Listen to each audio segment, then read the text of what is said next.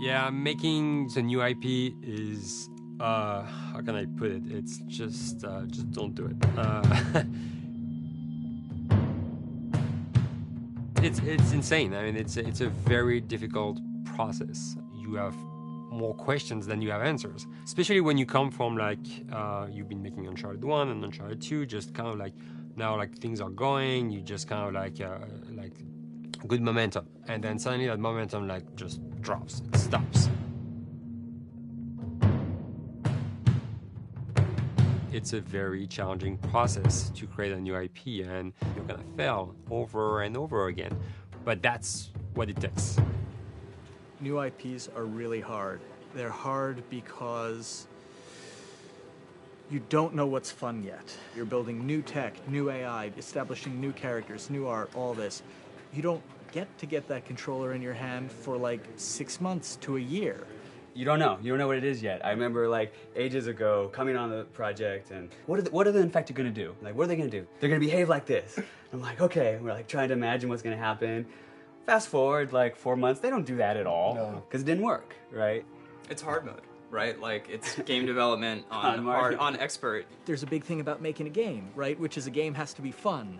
You get your first build where everything's working. You got player mechanics. You can walk around the world. You can shoot. You can melee attack people. You've got the AI in there. They're very intelligent, very difficult, and it's totally not fun because they snuck up behind you and murdered you in a second, and there was no way to figure out what was going on.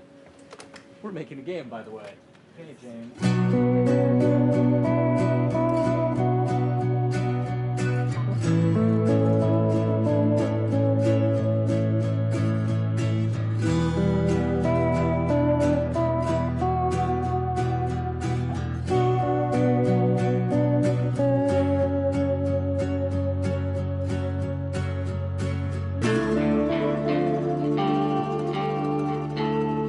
The company has grown quite a bit since I started. I think I was the 12th employee or something back when we got started, but we've tried to stay true to those smaller studio roots. I've been here for 16 years. There's just no reason to leave. I just like the environment here. It's very non-corporate. I think the way we work on Naughty Dog is kind of special because we don't really like hierarchy or bureaucracy, and no one is really just a manager here. Naughty Dog has a very flat structure. We pretty much all report to the co-presidents and the game directors. I always tell people when we hire them, just like, my job is going to be able to trust you. And that's what I want. I want just to give you something and you go with it, and I know it's going to get done. We believe in iteration, we believe in collaboration, and we believe in the people making the game working directly with each other.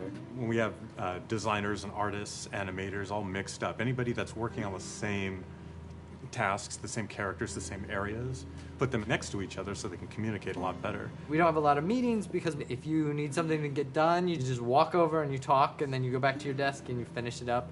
And I really like that. I like when I just walk in the office and I see just designers talking with the programmers or programmers over the animators and talking to them. I think that's when really the magic happens. Naughty Dog, we really try to cultivate a culture where anybody can criticize anybody else's work. And we encourage people to be blunt about it and not try to sugarcoat it too much. It takes too long to be nice sometimes. It's not personal. It's based on more like how can we make a better game. We want everybody to have a voice. We want to cut out all the bullshit if we can, making sure that people are making decisions not based on ego, but what is going to benefit the game. When you see that people trust your opinion and that they value it, it's such a great feeling. You really feel like you're working as a team on a collaborative effort. We want to sort of remember where we came from and you know why we were successful then and try to continue that success now. We make games. That's what we like to do. Back when Uncharted 2 wrapped up and we decided that we were going to build the second team and create a new project, we kicked around a lot of ideas. One of the very earliest ideas was to go back to Jak and Daxter. It's really near and dear to us. We really love those characters in that universe, and we think that there are some interesting stories still to be told there. We started to realize that it was not going to do justice to the franchise that the fans had fallen in love with. It would be shifting it so far in a new direction that we felt that effort would be more justified in developing a new IP. Neil and Bruce came to Christoph and I and said they wanted to do a post-apocalyptic game. I think the core essence of what they wanted to do, though, was to try to tell a story about two people and how their relationship evolves over the course of the entire game. That potential, oh wow, there is something very special about that game. This is going to be polished. Like, you're not sure if it's gonna work or not, and you have doubts. And like, should we be doing a game like that? Should we be doing a first-person shooter? Whatever. Like, you ask yourselves all those questions. And the creative director and the game director are the core of the team that have to really see eye to eye. That's why you have that balance between like Bruce and Neil, and Neil's gonna try to push the just the story and the characters, and Bruce is going to try to push that with just the gameplay as well. And so it's kind of like those guys are just trying always to find the right balance between the two. It's a very delicate process. We feel that the interactive medium has an untapped potential to touch the feelings of the player. You have that connectivity, the fact that I'm actually in the world and participating in what's happening on the screen in front of me gives us some sort of advantage to make you feel connected with what's actually happening. At Naughty Dog, that's what we're trying to do, is pair story and gameplay together. If we can make you feel like you're actually with these characters on that journey, and you're invested in those stories and those characters, then you're feeling, in theory, the same thing that they're feeling. As the story evolved and took different shapes and different forms, the thing that was always there was Joel and Ellie. And because of that, everything kind of grew out of that relationship.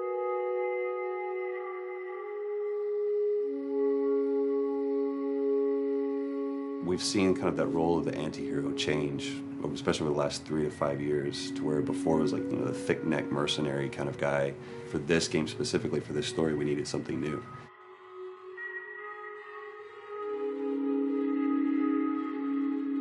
The reason we didn't want to make Ellie Joel's daughter from the get-go is because it wouldn't have anywhere to go. Of course, at that point, he'd be willing to do anything for his daughter because that is what a dad would do for his daughter. If they didn't even know each other at the beginning of the story, then we start from scratch. It's almost like the player has the same relationship to Ellie as Joel does. And we could take our time to build that relationship between these characters.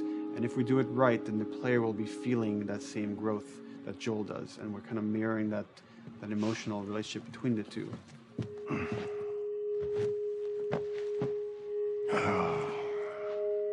What are you doing? Killing time. Well, what am I supposed to do? I am sure you will figure that out.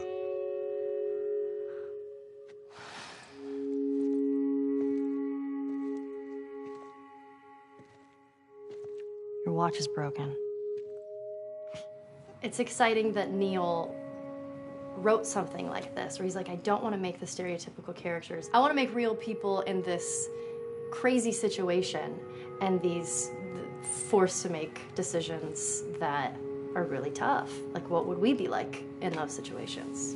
I mean, we weren't consciously trying to pick male or female for characters. You just try to pick characters and just be honest with who they are. It almost doesn't matter, right? Joel's daughter could have been Joel's son. Ellie could have been a boy, and Joel might have been Tess. You could have swapped those roles, and I think the story would have still worked. The focus on female strength, it's so unique. You get to see what's so powerful about a woman through all of these female characters, which makes this game wonderful and unique. There's a crew of Fireflies that'll meet you at the Capitol building. That's not exactly close. You're capable. You hand her off, come back, the weapons are yours. Double what Robert sold me. Speaking of which, where are they? Back in our camp. We're not smuggling shit until I see them. I want Joel to watch over her. Whoa, I don't think that's the I'm not best Ellie. with him. How do you know them? I do think having a strong female character, especially like Ellie, is so rare in video games. And as a gamer, and more specifically a female gamer, it's frustrating to me because I'll see sort of the stereotypical female character where she's amazingly beautiful and huge boobs, and she's there to be either the love interest or just because they're like, well, we need to throw a chick in here. We've seen the strong woman or we've seen the weak woman. We haven't necessarily seen the empowered woman from this kind of standpoint. And there's that beautiful scene where Joel finds her inside the house and she's reading through this girl's journal going, is this really what they used to worry about? What shirt do I wear and what boy am I going to go out with? You know, and to be met with those first world problems that we deal with every day and go, how trivial is all of this? I think it's going to resonate a lot, not just with, you know, a female audience, but with a male audience as well. The thing that was intriguing to me after the fact is knowing that we're kind of creating a female action hero in a way, and this is her origin story with Ellie. To sort of be such a strong female character that is completely normal looking, regular t-shirt and jeans, and she's 14 and she is still a total badass, is really exciting to be part of that. There's so few non-sexualized women in video games, especially in the main role, that we were kind of proud that we were creating one. It's very complex, and without the players knowing it, she becomes the protagonist by the end of the story. And that's why she's in the front of the box, and that's why we've been promoting the two of them together so much. Who's there? It is a dual protagonist game, and yeah, I guess I get nervous to think about it in that way.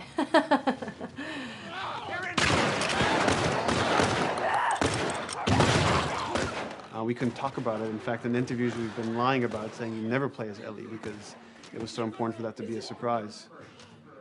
Sorry, journalists. Here we go.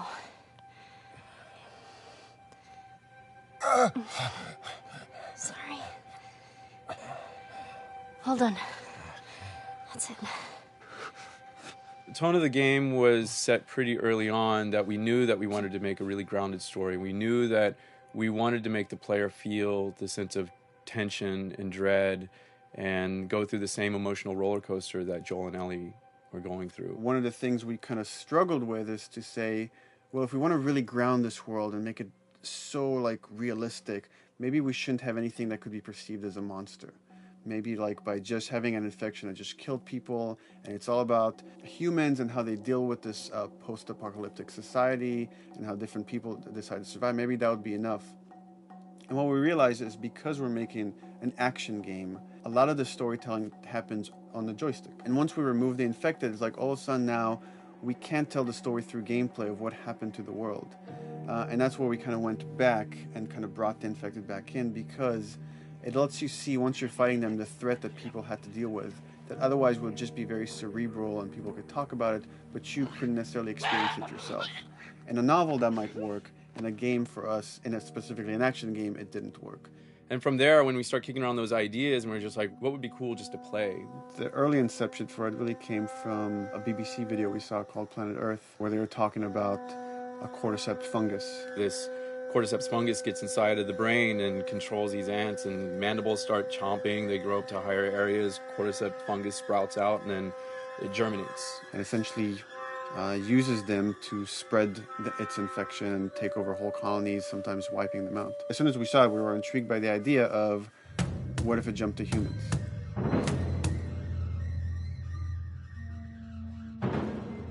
So what would happen? How would people react? What would happen to society?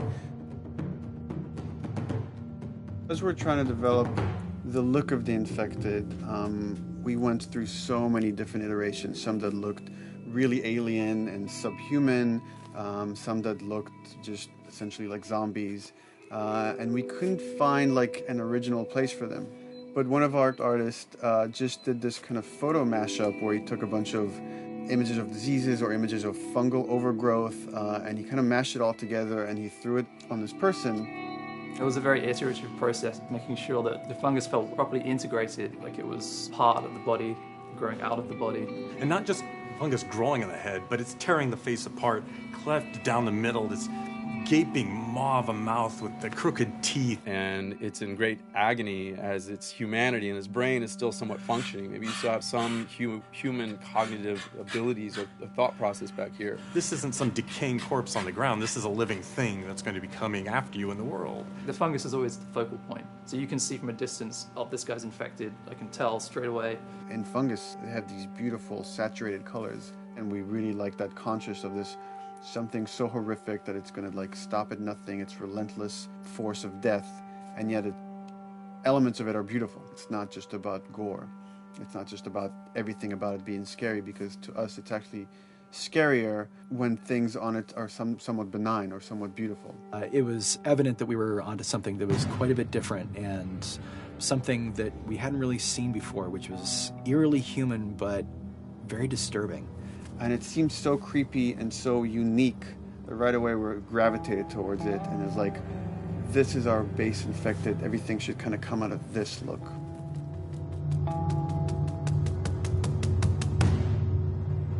So once we had this idea of the face-splitting kind of look that eventually became what we called the clicker stage. We went to great lengths to create a full biological cycle for these things. So in the early stages, you don't actually see too many signs of the fungus surfacing out of the skin. It's kind of underneath it, like people have lumps starting to show. The eyes will be kind of cloudy or lopsided because the fungus kind of originates inside the head. That moves into the next phase, which is the clicking phase. And if they mess with the eyes, we end up saying, well, how do they get around? Oh, echolocation. And they use a form of echolocation to track down their enemies. Just like bats, or even some blind people can see by making a clicking sound, a sound that on its own wouldn't be very scary. And then to associate it with something that people in this world are very fearful of, so that as you're exploring an environment, all of a sudden you hear this click, and you're seeing everybody just get frightened, just everybody duck, everybody hushes. Great.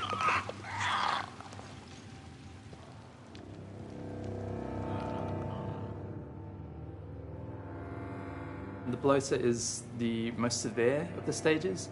So large pieces of the body has been replaced by these kind of fungal plates. The fungus completely takes over the body and blooms. They're kind of covered in things that have been growing on them. Things like moss and like little life on life kind of.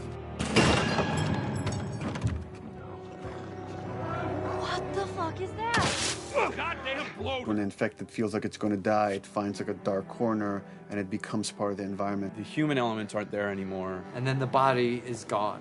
They lay down and sprout and then spew spores. And if people can breathe those spores, they become infected as well. It all had to kind of make sense of how each stage flowed from one to the other. And that's hopefully how we've created a world that you can kind of look through it and understand the science behind it and say, I could buy this, I could get into this.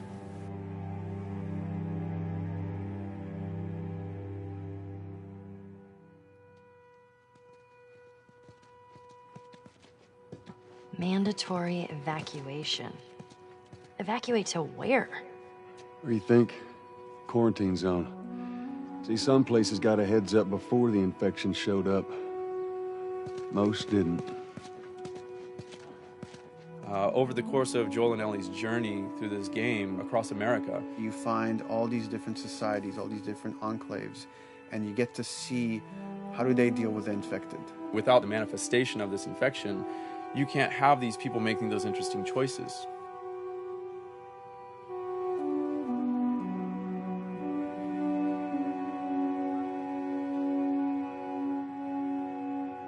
The world we decided was actually its own character, really grounded with a lot of texture.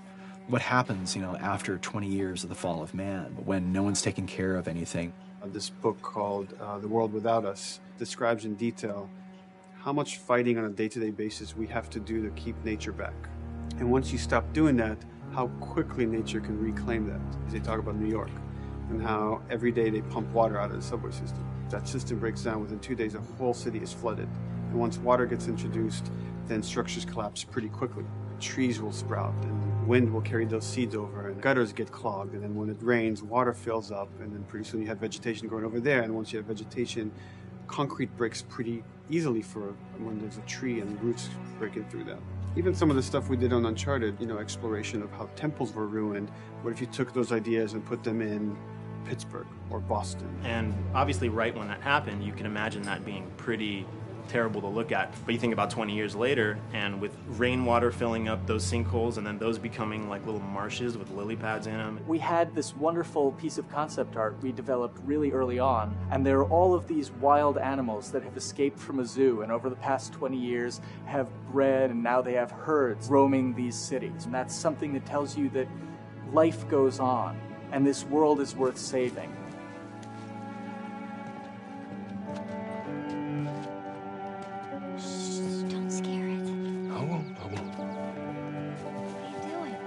There's something really pretty about nature reclaiming its domain once we are gone. So fucking cool.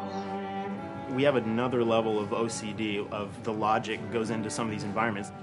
Water damage seeps into them, that creates some little moss growing on the floor, or a tree radiates energy from its base, and that over time starts to melt the snow around it. And that's the reason why you'd see those little rings of leaves showing through in the snow. That gives it that extra, believability. This is pitch art. I'll try to start with an idea that conveys sort of the feel of the environment. Something like this, very brushstrokey, very painterly. You can see not a lot of detail, just energy and conveying a mood.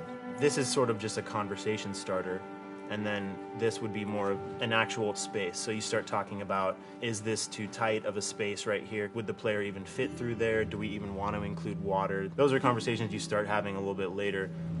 And then it usually needs several more passes back and forth in order to be tightened up to be the experience that you would see in the final product. So, dude, I was actually trying to figure out right here, there should probably be some dead foliage. It might be cool to see some of the dead stuff around the edges of the green, or like even spilling out into the street. Maybe what we do is, in some of these areas, we use it as like a transition from the actual concrete to the side of the building, so like they're almost sitting on top of a bed of dead foliage, like that really rich kind of like orangey brown color. Sienna or something would be nice. Something real cheddary. That's how you know you're done. The end product often ends up being stronger because that bouncing back off somebody else gives you a result that maybe you wouldn't have even thought of in the first place. All right, here's the bridge. That's our way out of here. As far as concept art goes, definitely the ultimate goal is just helping everybody as much as possible. Me and the background artist will work together. I'll often just go to them because they've got like a really, really good like visual imagination. At some point, you came in almost like flat on. So that's kind of good because the bus station is right in your peripheral view, and you're probably going to enter the bus station. You're probably not going to get lost. But it doesn't at all utilize this cool architecture here, like the bus station sign. Like that's a really distinctive silhouette, and it's a really interesting sort of architectural detail. So we changed the entrance. Look at that. Another city, another abandoned quarantine zone. I think it's a better composition anyway. It's not so like symmetrical.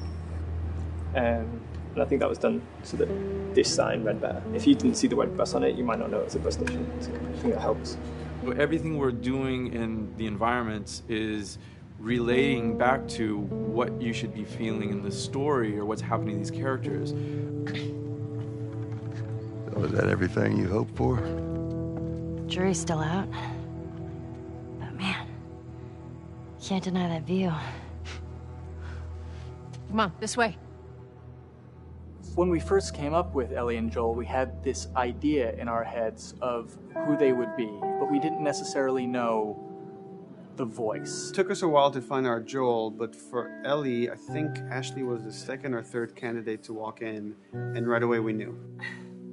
Yeah, you know Why what? are you so scared all of a sudden? Because I'm a coward, okay? So just get your shit and let's get out of here. Damn it. I'm not like her, you know. What? You think I'm gonna end up like your daughter? The way she delivered the lines, the way she just embodied that character, is like, that's Ellie, there's no question about it. And I saw the character artwork and I related to her a lot. I mean, she's kind of a tomboy and she's kind of tough, and I mean, obviously I'm not 14, and I think that's the main difference between the two of us. I read the scenes and I was like, I need to play this part. You want to be my hero? Forget the whole bit about saving my life. Buy me a stack of these bad boys instead. Where'd you get that? Back at Bill's.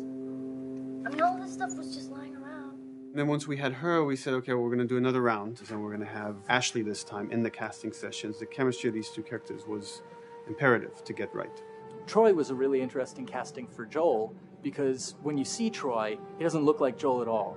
You know, he's so handsome and he had like, you know, the frosty hair and totally looked like Final Fantasy. And so I'm like, yeah, I don't know. He's like this tall, pretty.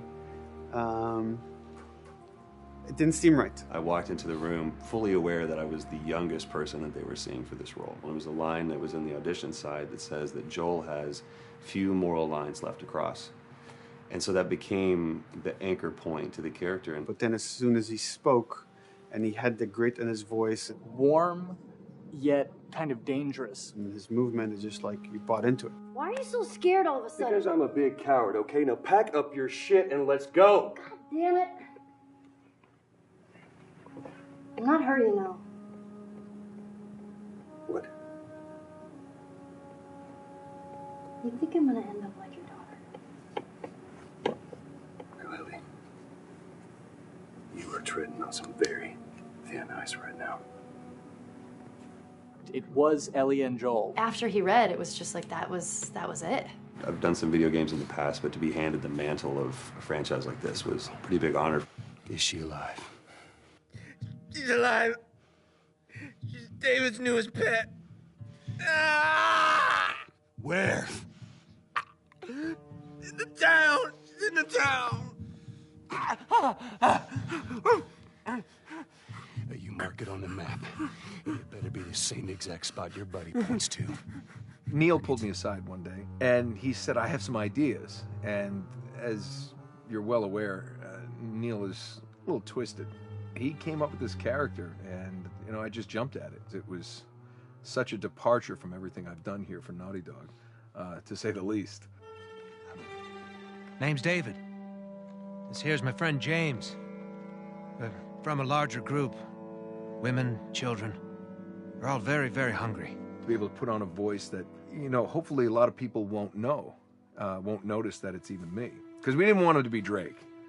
Drake eating people, that's a whole nother game. How did you put it? Tiny pieces.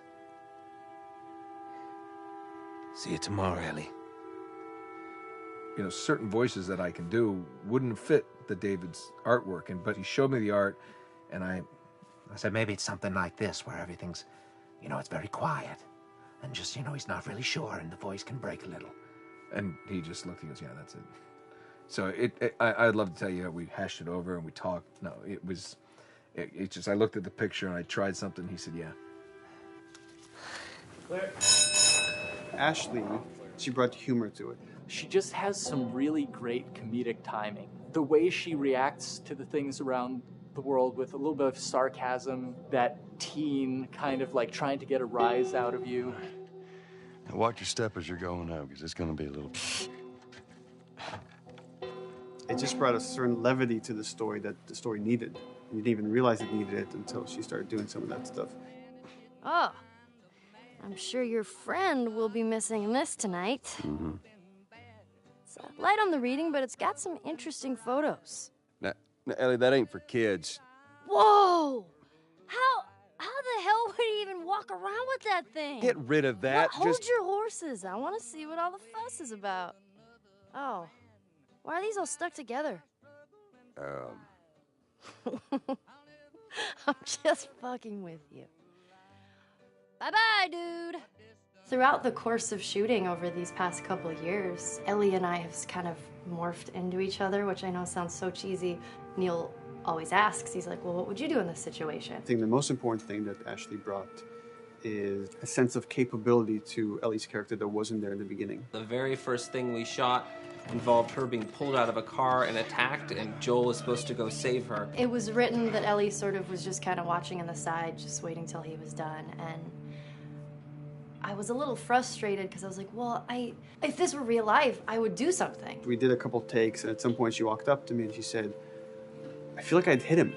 So we added in a part, like, right there off the bat, she's not just this damsel in distress. Right there, she wanted to fight back from her very first day of shooting. We didn't have it right initially. She needs to be more capable than initially we thought she would be, and actually that made us go back and rethink combat and rethink a lot of the areas in the game, and now she was going to take a much more active part.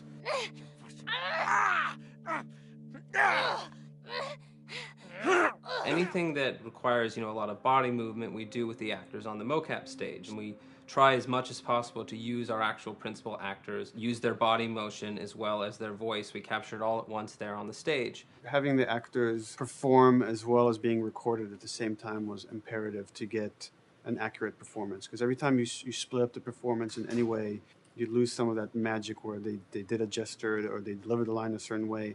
And those things have to be in sync, or there's just something subconscious that's like off-putting about the performance when you don't do it that way. You are treading on some mighty thin ice here. I'm sorry about your daughter, Joel, but I have lost people too. You have no idea what loss is. Everyone I have cared for has either died or left me. Everyone fucking except for you.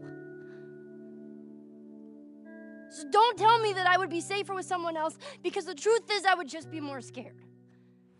It gives you the most authentic, most realistic performance, because you're actually there, not just making your own choices, but making your own choices based on the other people that are involved in that scene. So you get this truly natural approach to things, and it shows up. It's like theater in the round. You can do anything from any angle, and the smallest, most subtle thing we'll be able to pick up. There's no place to hide. So you have to be as prepared as possible, because you have no idea which moments they're going to use. There are these little improv moments and, little nuances that you get that probably isn't scripted, that just comes out of play, while they're performing. That mistake that is just blossomed into a really good idea. Did we improv on The Last of Us? Yes. Yes, we did. Doing this was a whole lot like being 5 playing in the backyard with a stick, and this is my machine gun, and, and a pine cone is my hand grenade. It's all your imagination. I'm doing the exact same shit that I did 45 years ago. I just get paid for it now. We square. We're square. And get the fuck out of my town. I don't do a lot of voiceover work, so for me, it was nice to be able to work off of your other actors. I can't imagine it working any other way. I'd never done mocap before. I didn't know what to expect. The suits were crazy. Yeah, the suit gave me wedgies. Like, deep wedgies that I had to pick out with my middle finger. Too much information. Just how damn sexy I look in a motion capture suit. I look like 10-pound of sausage in a 5-pound casing in that thing, man. Once you get past the fact that like everybody else and you look like weird clown people with these little dots and stuff, once you like give over to that, it really was pretty easy to make it just feel like you're in the moment and in the scene. Everyone that was on this is a slam dunk. This isn't just another gig to them. And that creates a really cool energy for people to really start experimenting and playing jazz. Floor is yours. And action.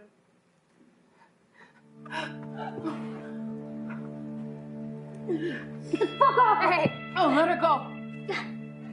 Don't worry, this is fixable. But I can't come with you.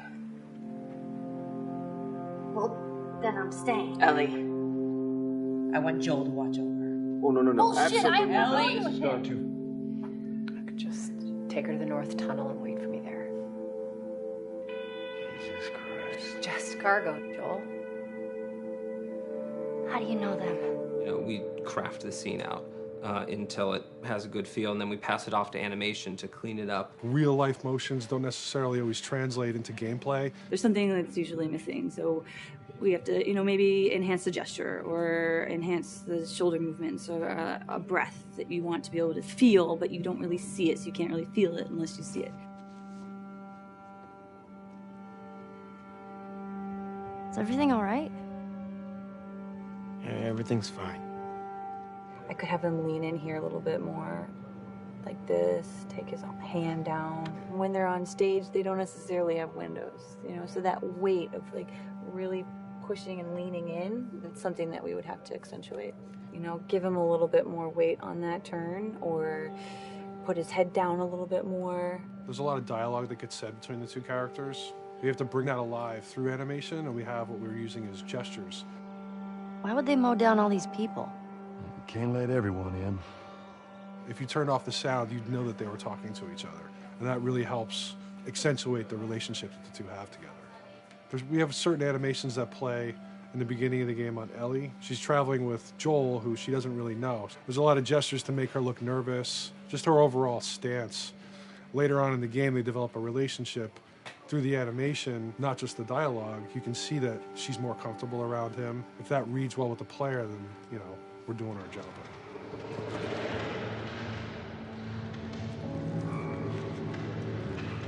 We want her to look scared. When she gets a gun, we want her to look scared of the gun. So if she's gonna aim, she wouldn't be like super trained aim. She would be more like some scared. But at the same time, it needs to look cool and feel cool to the player that plays. It's really just these little tiny details that we're doing, and it's coming across. It's working out well. We don't do facial capture. We don't track eye movements on stage. It's just the motion capture data. Everything that you see on the faces is hand keyed. As you can see, this is all of her mocap data. And so when I'm doing something like this, I go back and forth to the performance that she was giving, and I watch just this section over and over and over again. So this is our default face. I can make everything super extreme and make her all squinty and angry, turn her frown down. I can open her mouth, stick her tongue out. It's listen, watch. Okay, where's her mouth at this point? Like, is it open? Is she making like a grimace? About Tess. I don't even know. Here's how this thing's gonna play out. You don't bring up Tess. Ever. Matter of fact, we just keep our histories to ourselves. We shoot all of it to just get the body motion, and then we'll do a second pass with the cameras. The scene's playing back on an overhead projector, but it's also playing back on a monitor that's attached to my rig. Sean and I would go to the stage and motion capture the camera filming the scene, and so he would get a whole wide shot, a whole close-up for the whole scene. You know, you can change your lenses, you can use your standard 35, 85, 50s, whatever, all that sort of live action camera cinematography, you can apply it on stage.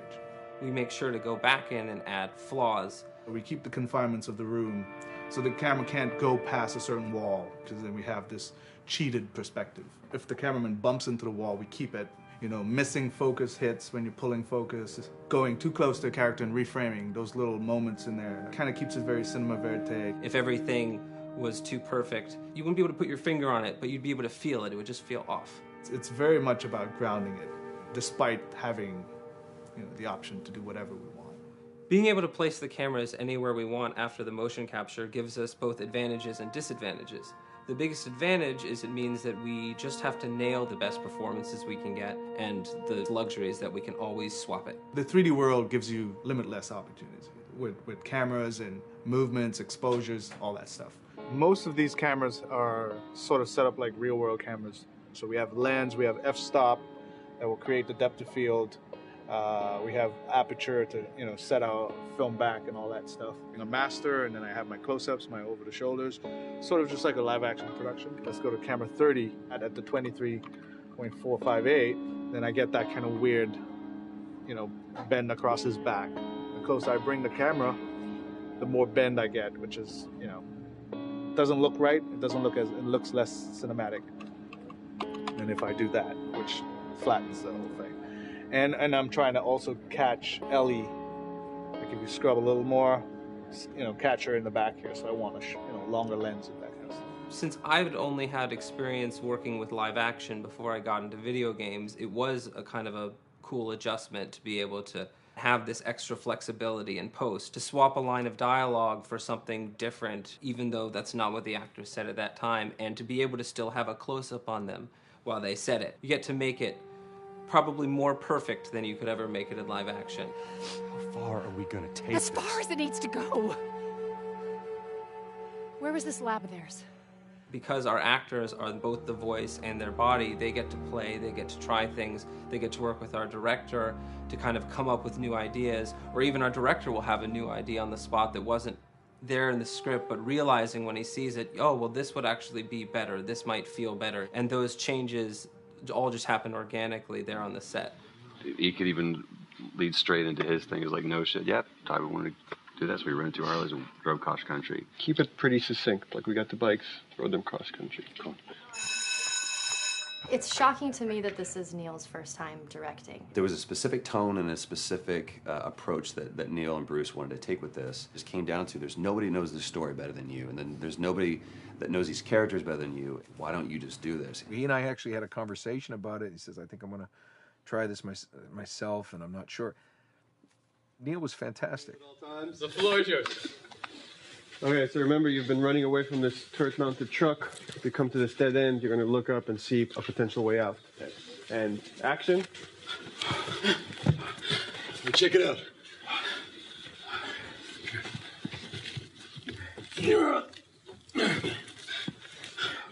I mean, his writing is honest, and it's dangerous, and it's natural. And I love his economy of words. He doesn't hit everything on the nose, so it leaves it open for you to interpret and bring some nuances and things like that. The entire process is collaborative, but really it's led by Neil's willingness to change and flow and decide something doesn't work, fix it right there in the moment. And it is something that's very foreign to the way that TV and film is done now, where everything has been micromanaged by the time you get it to the table read, and no one wants you to change anything, and everything's very precious and has been rewritten with notes from 20 people in suits, and you can't do that just anywhere in entertainment these days. Yeah, I want to make sure. I think I swung too far over to this way, and now it's a little bit of making jokes about it, and I need to bring it back to center a little bit. There's one scene in the game where we see Joel not as a ruthless survivor, but as a father. I knew from the very beginning that he was going to lose his daughter, and I just told Neil, I was like, when that day comes for us to shoot that, I need a heads up. About a week before, he said, it's time. We're going to do that scene. I was like, okay. Because I knew that I was going to have to go to this place that you don't really want to go to as an actor. You want to find some aspect of reality that you can empathetically draw from, Troy and I were both kind of just like walking around for a while and just kind of getting into the zone. And well, my grandpa died when I was 8. He was like my dad, and so that's always what I use to get into that place. I started recalling all those memories and starting pulling up all those feelings, and they're just right underneath the surface. When I walked back in, everyone realized that something was different. They kind of calmed down, You could feel the energy just drop a little bit more. It was brutal. I lose my shit. I mean, just completely break down. Don't do this, please, God, no. Oh, God, no!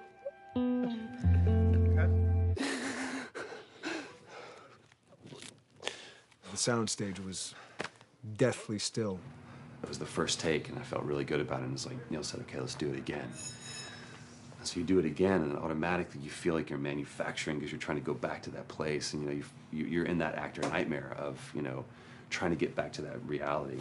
And we go through it again in 5th and 6th and 7th take, and I'm just exhausted. I'm crying between takes, and I'm looking at Neil going, this is really, really hard. And finally, after the 8th or 9th take, he said, all right, I think we got it. I was like, oh, thank God. And I went outside, and I was just jacked up for the rest of the day. Just a wreck emotionally. But we got it. Then 2 weeks later, he calls me. And he says, so we need to reshoot a scene. I'm like, cool, what scene are we doing? And he just looks at me. I said, dude, don't do this to me. And you can either at that moment throw your hands up in the air and say, fuck this, and walk away. Or you can say, okay, this is an opportunity to get it more right. I'm like, okay, all right. If you don't think you got it, I'm going to show you that you got it. We've got it in the can. And so we go through it again, and it just feels fake, feels artificial.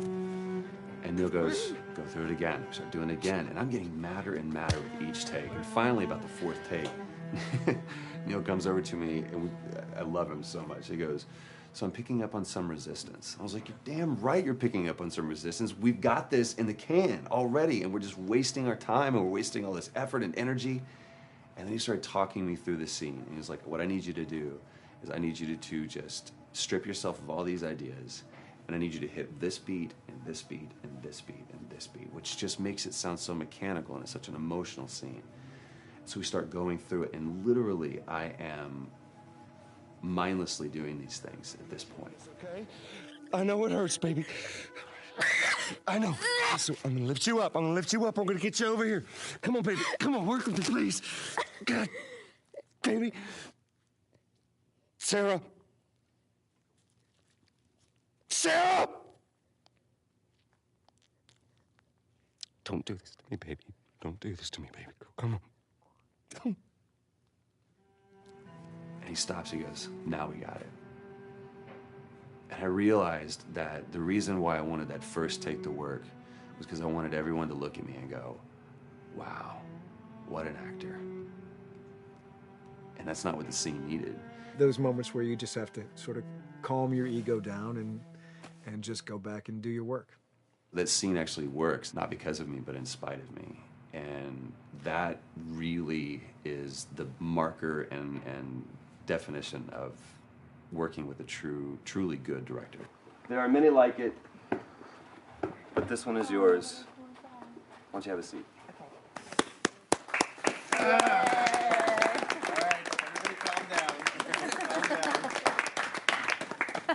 Thanks, guys. The director's chair. Working on the project, we knew we wanted to have a pretty minimalist soundtrack. And we had a folder where we just throw music in there. Looked at the folder one day and we saw, we have a lot of stuff here from Gustavo Santaolalla. We're looking for a composer. What if we reached out to him? Oh, no. Sarah. Move your hands, baby. I know, baby, I know. Listen to me, I know this one. You're gonna be okay, baby. Stay with me. I want to pick you up. I know, baby. I know it hurts. Come on, baby. Please. I know, baby. I know. Sarah. Baby.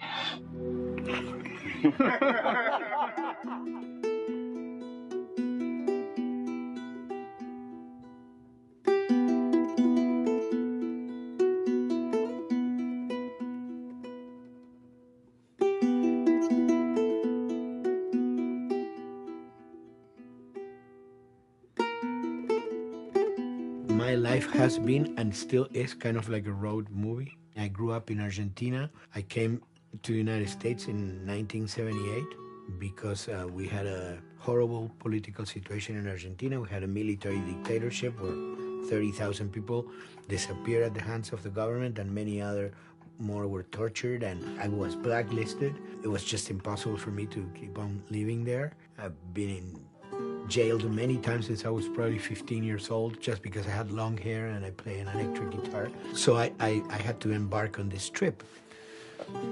I can relate to that kind of need of movement and going to the next place and the next place and the next step.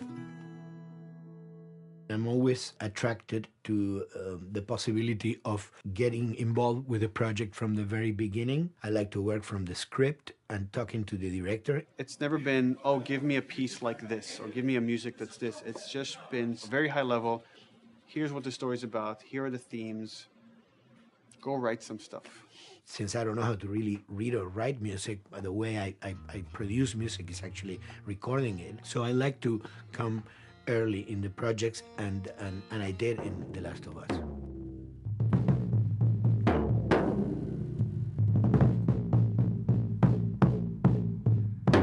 One thing that was fantastic from the very, very beginning was the freedom I had to try and to do whatever I felt could work, you know? As the story was still being written, you could listen to this piece of music and just get a sense of where this needs to go tonally, because the music was still inspiring the story. So that was the great thing of having the music written so far in advance. You know, at the beginning, I was going really out with some things, and sometimes some of those things were the ones that they liked the most, you know?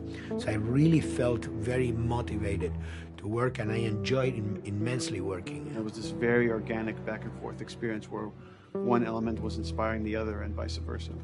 I needed to go into some more dark places, more textural and not necessarily melodic.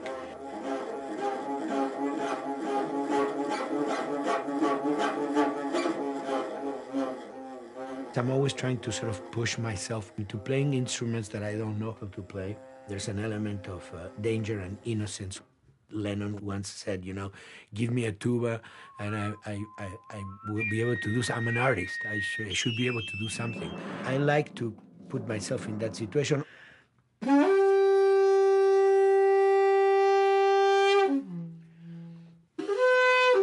So these are just PVC pipes, the one you know in construction.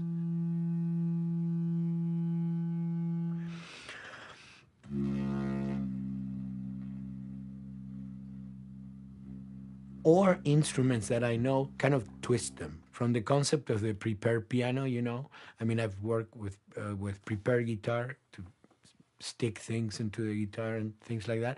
And also in The Last of Us in particular, I work with a detuned guitar. So I really tune the guitar extremely low. And the result is, you know, strings that are very loose and will produce not only sound, but produce noise.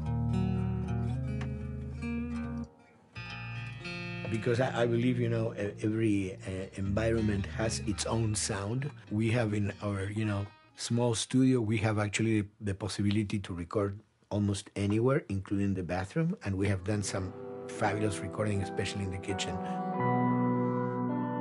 When you score to picture, which is something that I don't do, then you know what you're going to expect. But when you provide people with music, like I've done in all the films that I've done, and then you see it, how the director decided to use that, you know, in what particular way he uses it or where they edit it. It's always fascinating to me. I watch a scene and I'm going, you know, it's fantastic how they use this piece. I would have never, of all the music that I've done, probably I would have never used this piece there, but it works, you know, great. So I like that feeling of a collaboration.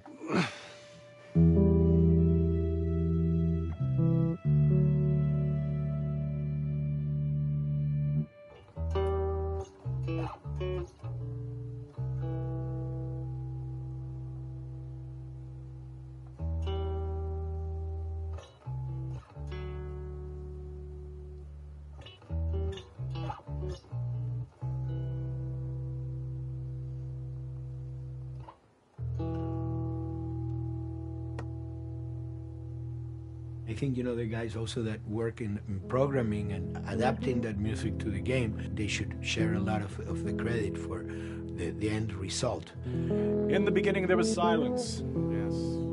Then they hired sound designers. Then they regretted that decision.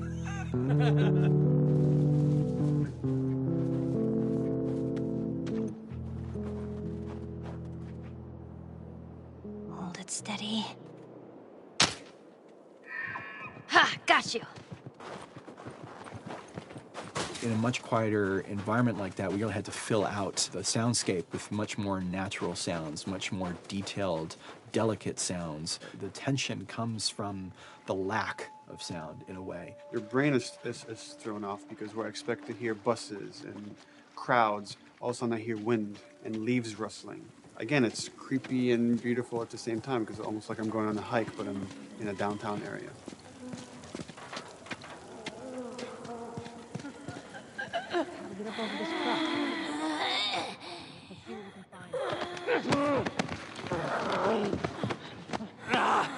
So Neil, I mean, we were going through the iterations, so he just did not want, like, yells and screeches and what he called, like, you know, kind of witchy qualities, Right. the cackling witch. He didn't want anything like that. It was a little bit of a head scratcher to figure out, okay, how do we make it sound human but not human? Yeah. We really did not want to use any animals. We wanted these all to be human. Derek and I basically decided to hire a couple of voice actors who did some interesting work vocally to see if they could come up with something. And we worked with this girl, Misty Lee. She started giving us these really great screeches. And that's no process. Yeah, that's just her voice. And it started going into this little click. We also used a little bit of Phil's voice.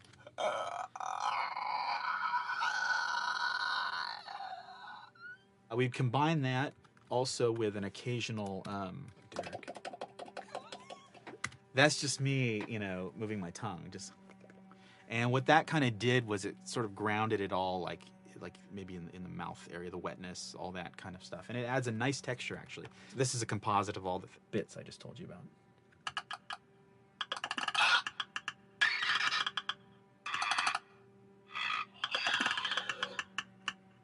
Sounds like a Snapple bottle. Oh, the lid? Like the lid, yeah. That's a good idea. Fuck, where were you guys like months ago? Why didn't we think of that? Why did we think of that?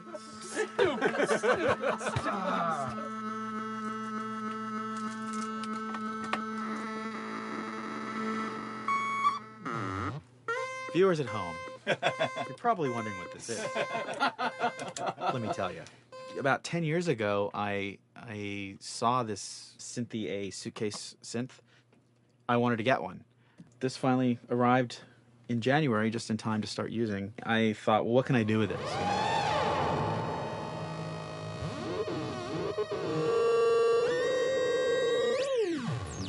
In Lakeside, there's a whiteout that happens, and this thing has a noise generator, which gives really convincing wind sound.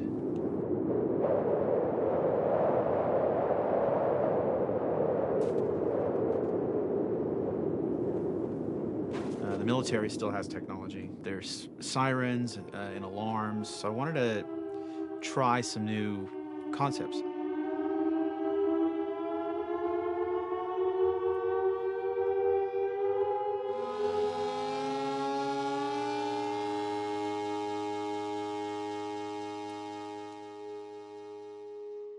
Man, What? nothing. It's just... I've never seen anything like this, that's all. You mean the woods? Yeah. Never walked through the woods. It's kind of cool.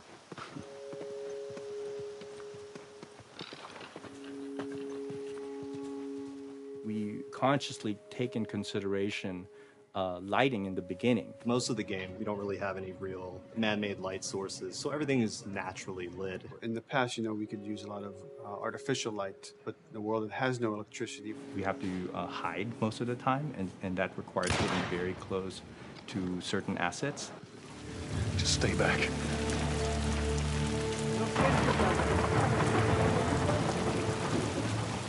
Otherwise, can't. Detail's expensive, and if you build up too much of it, you end up running into technical problems, right? Your engine slows down. When the frame rate goes down, everyone can bring up the profiling tools and see which parts of the frame actually cause the drop of the frame rate. This is the profiling tool. These are all the SPUs. Here's the GPU, and then here's the PPU. You can see, like, here's the main process, and here's all the sub-processes, and you can see, tells you, like, how many milliseconds and cycles it's taking. The programmers are whiz at modifying this stuff and realizing, oh my God, why is this thing so big? We're taking 10 milliseconds on this thing. And then that's when they come over and find somebody and hit them over the head with a club and be like, why are you doing this? I love, we put the 30 frames per second goal because that's what we shoot for. Someone nicely put the 60 frames per second goal. It's like, yeah, we're not going to hit that. Lighters usually can come up with different lighting setup that still looks great, but is less costly in terms of performance. Did you talk to the character artist about her hand? So her face is getting a lot of spec, but then her arm is just like bone dry.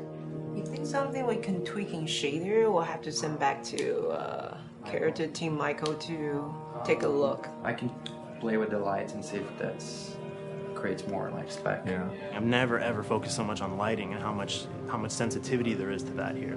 One of the first lighting scenarios I had to do was like 7 a.m. like overcast, and I'd like wake up early and like take photos with my phone. What color are the shadows? What color is the light? It is a master's course unto itself of how to deal with ambient lighting because I've never had to use it so much. Man, this is kind of sad. What is? All this music that's just sitting here. No one's around to listen to it. I don't know. It doesn't seem right. All the characters cast soft shadows onto the environment. Even when there is no direct sunlight or no direct light sources, we still have nice fuzzy shadows. When you're walking down a hallway and you see your soft shadow goes along with you projecting on the wall on the environment, that make everything look real.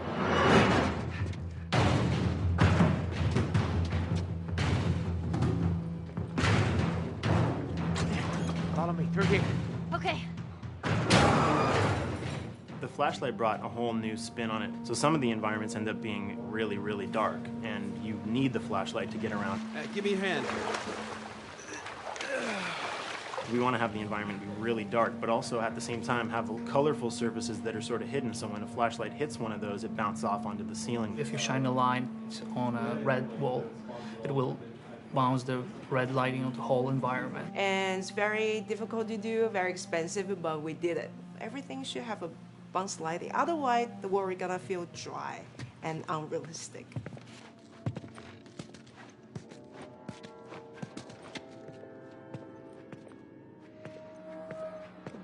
I guess this is where the assholes sleep. I mean, slept. This engine is really driven in a way towards a very high level of cinematic control over each frame. And hopefully, if we achieve our goal, you'll see it is beautiful. There are these truly beautiful moments amid all this chaos and destruction. Yeah, once we're done with this whole thing, I'm gonna teach you how to play guitar. What do you say, huh? Ellie, come on.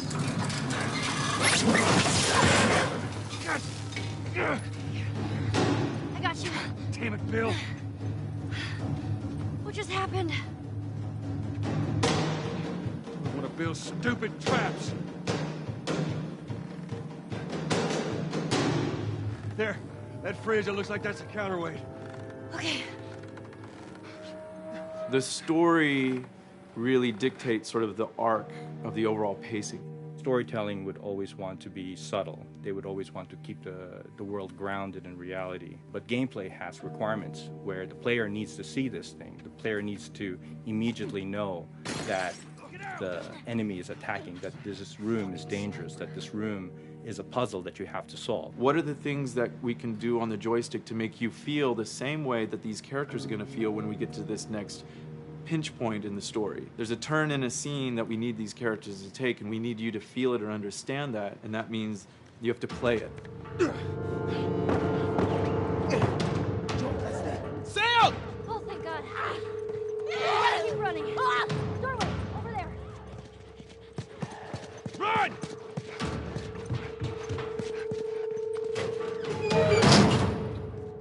We really want to make sure that there's that contrast between the negative space and then the high tension spikes.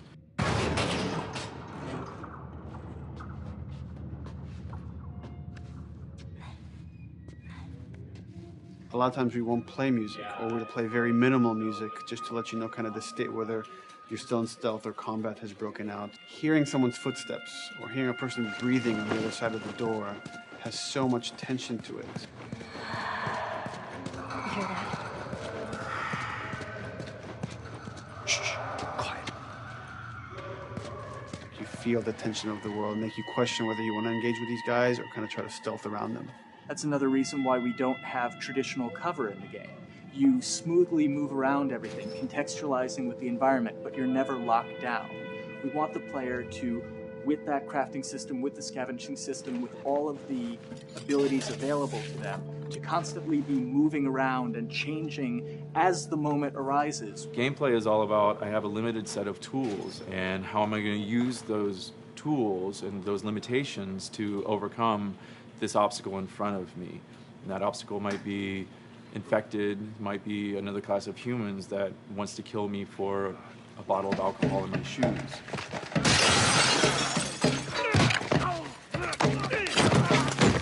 It was important for us that we don't underplay the violence, because then the threat doesn't seem as real.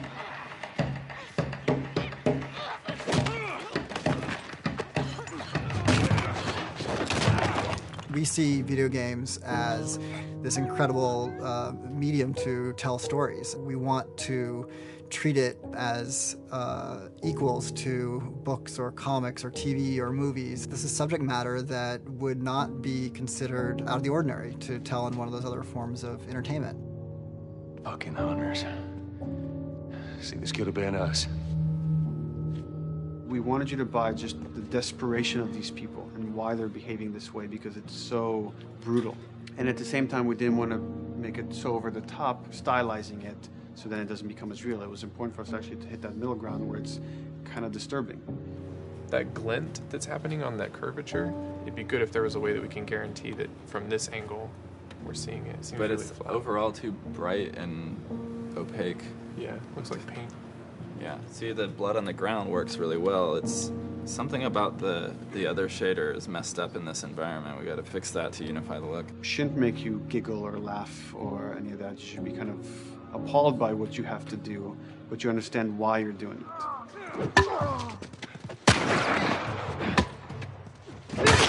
You want to feel each hit. You want to feel each concussive strike. Lives are at stake. You want a death animation to have impactful performance, not just have a guy keel over in a ragdoll. In real life, a guy hitting a guy takes a half a second, but in the game world, you want that to be as instantaneous as possible. I lived my whole life in this very ugly test level. I basically just fight dudes in here all the time. Almost every move is divided between like an intro and a swing. One of the many things I have to end up doing is like counting frames and being like, okay, on frame 18, I want you to get out of here. I want you to be able to start moving. Every hit reaction that an NPC plays, they are not necessarily in the correct pose. When you strike them the next time, we just pop them with a 0 frame animation change, which is usually kind of a no-no, you know what I mean? Normally you want characters to blend smoothly and realistically into animations. But what we found is that you can cover that pop up with a heavy impact. They can go from almost any pose into the pose that the impact starts from, and your eye just covers up the transition for you. So if you throw a brick at a guy, it puts him in this like kind of staggering stun state. And that changes the moves that you do when you come up and punch him. So now I'm gonna come up and punch him, and now when you're punching him, because you've hit him down, you get this like auto aim moment where you get like a free headshot. I try to make it so that, you know, if you kind of know what you're doing, that you can set yourself up for 1 + 2 = 3. Right here! Memory on a console is a very precious resource.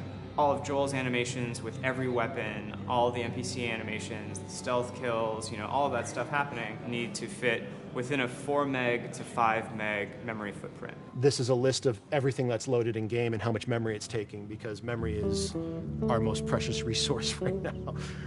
So we have a level, we call it the bookstore, it's in Hunter City, and this is a zone, for example. So when I set an AI to this zone, he will never leave its boundaries. I want guys to guard this exit where you have to go through, so I'll zone a couple guys around there to make sure that they, you know, they can fight you and use all this cover, but they want to stay around this door.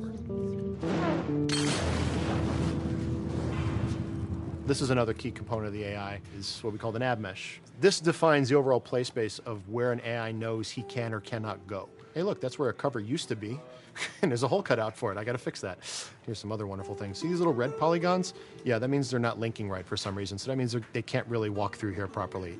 It's a bug, and I need to fix it. Welcome to my life. Hey!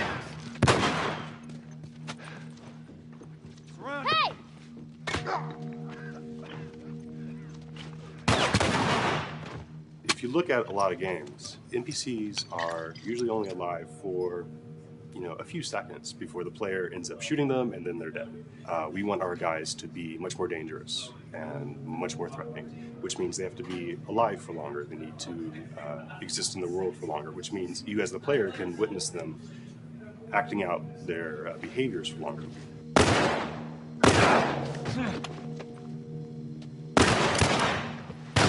So we've been working really hard on our AI systems. Back of the box, biggest bullet is going to be like AI. Oh, fuck! So we tried a number of different prototypes with the buddies, including having Ellie be super independent of you. She would try to flank the enemies, get behind them, or get between you and them. And a lot of times those decisions should surprise you, just like a real person, a real character would surprise you. And we discovered after many different prototypes, the best thing for her to do generally is to stay very near you.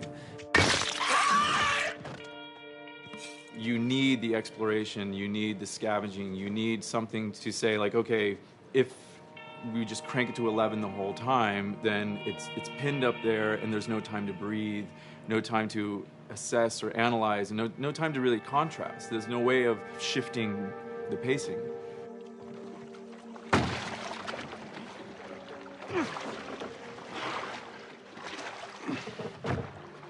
Puzzles are really weird, especially like Naughty Dog puzzles. I think they're very simple and satisfying. Most of this puzzle is strict exploration. You can see the ladder here, you can see the pallet there, you can see a clear route up to the ladder. So you're like, okay, maybe I have to get Ellie to the pallet, push the pallet over to this side, and like Ellie will climb up and lower the ladder. So that whole part is like, that's not a puzzle, that's not regarded as a puzzle, but when you feel like you've got to the solution and you're like, okay, I'm going to climb this ladder, and you climb it, and it breaks off, hopefully then the player will feel a little bit stumped and they'll be like, I'm not really sure what I'm meant to do now. And so this is where the puzzle starts. Hopefully at this point, like all of the elements that the player needs to solve the puzzle are very familiar to them because they've been through the previous exploration beats. They're improvising with elements that are at their disposal. That's a really sort of like strong theme throughout like The Last of Us. So like you're a survivor, you'll take whatever tools you're given and you'll use them in like creative ways to survive.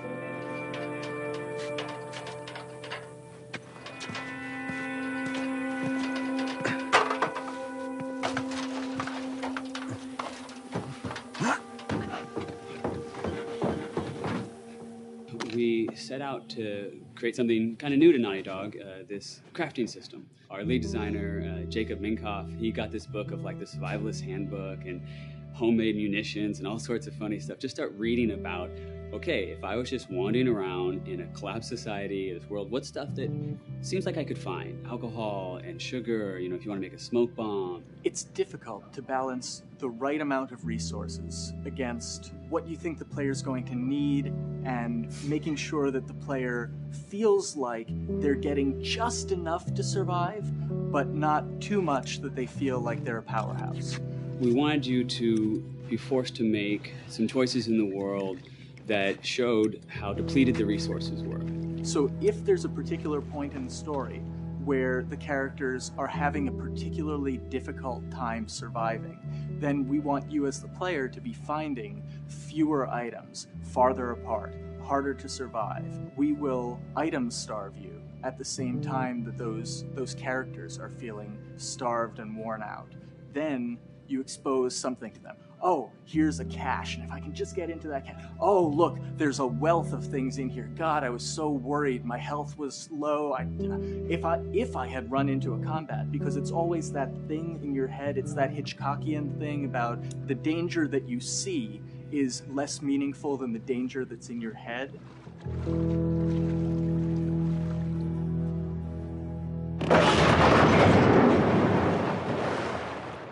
When we're designing the levels, you know, it's nice to have the stuff that we know people are going to encounter. You know, we kind of call this some of the critical path stuff. These are the things that 9 out of 10 players are going to find. They're right in the way. It's where you have to go. And then whenever designing a level, you want to have that little nook and cranny, right? You want to reward the player being like, oh, you went over here. And then you also want to have that other second nook and cranny. The player is supposed to go place a ladder here and climb up through the rest of the hotel. But what they can also do is shimmy across this area, and I place a really cool like upgrade kind of off the beaten path to reward players for exploring. So if they come all the way over here, they're gonna get this really cool training manual. It's a funny little bit of trivia. The HUD system, not the menus, not like when you hit start and stuff, but the actual HUD system where you see the reticles and stuff, was literally created for an E3 demo early in Uncharted 1, and that's been our HUD system, the foundation of our HUD system for the last 4 games. First time in Naughty Dog's history, we hired Alex. She's awesome, and she's got a really good understanding of UI and how it applies to games. The thing that I hate about any game's UI is when it pulls you out of the game for too long. No one wants to spend time in menus.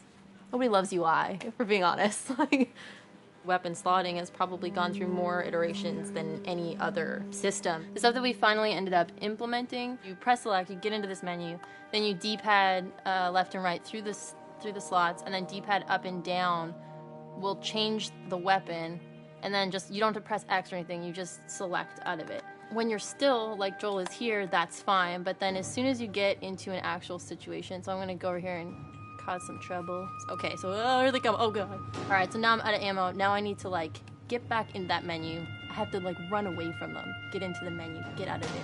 And it ends up feeling like super clunky. Like again, okay, I'm out of ammo again. Get out of here. I need to take out one of my other long guns. And now Bill's in trouble. Bill's in trouble over here. And I've got to like I'm in a menu now and it's like, oh shit, whoever designed this UI is so bad. Like, what were they thinking? Bill's gonna die. In theory, it worked, but then in practice, it felt a little clunky. We wanted it to be the absolute minimum amount of button presses. You don't say to yourself, oh, I'm never going to be able to do this in time, so I'm just going to give up. I'll die, I'll restart, let me try again. You want to always make the player feel that there is a way to survive. They can just do this fast enough. And like what's going to go in now, if you just left, right, D-pad through this stuff, you swap out your guns, like between long gun and short gun. If you're now on this gun and you were to hold X to pick your gun. So it all happens within the same system that you're using to slot the weapons. The first iteration that I did on that was awful. It just took way too long to get in. It was just a mess. QA was so upset at me like all the time. I'm sure they hate me now because of that system.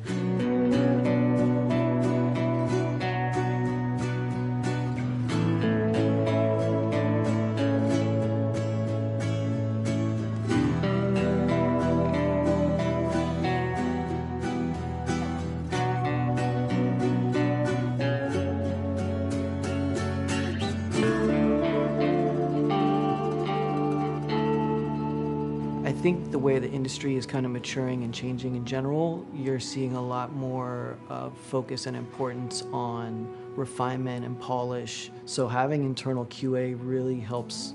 The industry is kind of changing from QA being this like tighten up the graphics on level 3 bro kind of vibe to like really being a more technical, mental investigative job. On the publisher side, it's more reactive towards the code being delivered in a stable, controlled environment. Whereas on the developer side, especially at Naughty Dog, we are going beneath the art and the design. We're given enough weight where we can go up to somebody and be like, look, you have to fix this. Why? Come over, I'll show you. That kind of feedback, I would love to be able to say like, that was us, but it gets so diffused throughout the iteration process that you're just kind of like adding your I guess like genes into the gene pool and then just seeing what happens, you know what I mean?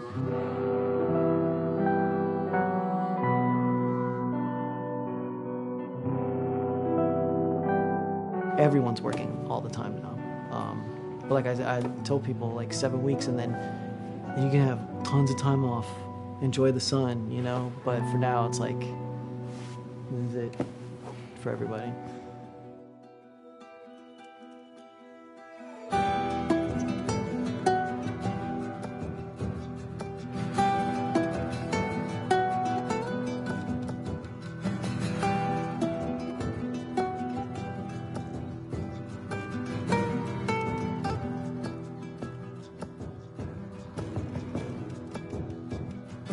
Crunching is part of making games.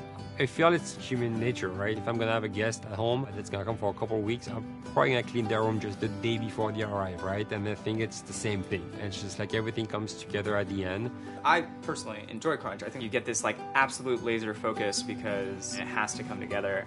There's a camaraderie that also comes There's a camaraderie, totally, yeah. The vibe is everywhere, you know what I mean? Everyone's kind of like giving it 150% at this point. We're getting there, right? You start to get these glimmers, and I don't think anyone who doesn't make games realizes how late in the process you get those glimmers. 1 week before we shipped that press demo, we're all like, this kind of sucks. what's going on here? It's like, we need to dig down and find this. And in 1 week, the fun came together. Like you're shooting at a guy and then somebody flanks you and you hit him and you avoid the other guy who's shooting you and then you flank and go behind cover and you're like, oh, that 5 seconds in that 15-hour game was really, really fun. How do we make that 5 seconds happen thousands more times? My favorite video game is making video games. It is as challenging and as complex and as interesting. If we had to like try all the things that didn't work, what's hard about Crunch? It's like marching through that swamp of it not working. I mean, nothing's ever really final because you can always make something better. Always. So we're constantly changing and constantly reiterating and trying to make it better and better and better pretty much until we ship. As an artist, you're never really happy with your work. You could be given like 100 years to work on something, and you'll still find things to nitpick and things to fix. Yeah, you can work on the game for 10 years and you'll still be crunching at the end. So it's like, okay. All of a sudden, it's like getting ready one morning in the shower, and I was just like, oh yeah, I'm about to ship another title, and this is going to be a really good title, and it gets you excited, and you're like, all right. Do I think the game's going to be good? Yeah, it's going to be awesome. I think it was good a little while ago, and now we're going to make it extra kind of good. amazing. Yeah. What it will take to get there in these next 5 weeks, it's going to be a lot. I'm excited. I have faith. Every time we're shipping a game, it's terrifying. You just hope for the best. You don't know, right? I mean, people have different opinions. We have to go with our guts, and I trust the team just to pull it off. This, hands down, is the hardest, most challenging thing I've ever done. We sweat a lot, and we worked a lot, and we all went home tired, you know? But I think that's you're gonna see that on the screen. I think that's gonna pay off. Ellie? Ellie? What? The ladder. Come on. Right. After David, Ellie's visibly distant. You could have done a cutscene to show, hey, you're being very distant, and she's not responding, but to also do that in gameplay, to where it's something that you've done just countless times throughout the game with, you know, let me boost you up here, get the ladder, bring it down so we can do this systemic thing. And the character responds with that, and you have to actually go over to her and go, hey, come on, the ladder, we've done this, let's do this. It's a subtle choice. Like Bruce and I talked in the beginning, is like, we have these mechanics, how can we exploit them in a narrative sense? And that's one of those opportunities. I just think it's incredible that happens in-game. It's not a cinematic, you know, it's something that adds weight to that controller when they're playing. Wow, so good! Let's go eat. Let's go eat.